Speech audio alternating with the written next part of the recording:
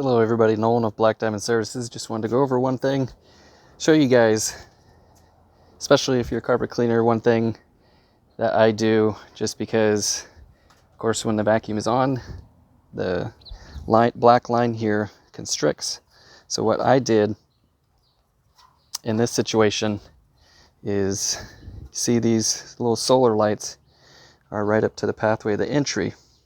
So I saw an opportunity by putting a blanket over this so I don't harm their house in any way, and running my lines over it and around, not touching any vegetation, and having it like this, so that way when I'm maneuvering around inside, I don't have it potentially constricting and yanking on these and breaking them, because they are very fragile.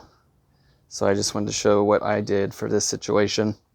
And then my vacuum line was just shy of being able to hook up right to the van. So another thing you want to do is run your line out as long as you can, if possible, so you don't lose vacuum and constricting it with all the twists and turns and everything that it makes. The more you have, the less you will get in vacuum pull, and I'm sure CFMs as well. So I ran it that way, so I didn't have a whole lot. And then of course it's going under my safety door here that I got from Truck Mount Forums.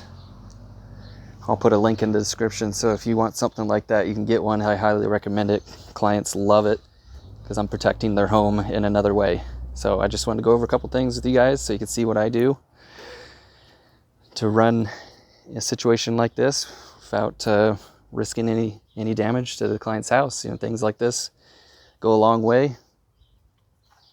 It takes a little extra time, but you know what? The client will love it. So hope you found this video informational. Have a great day.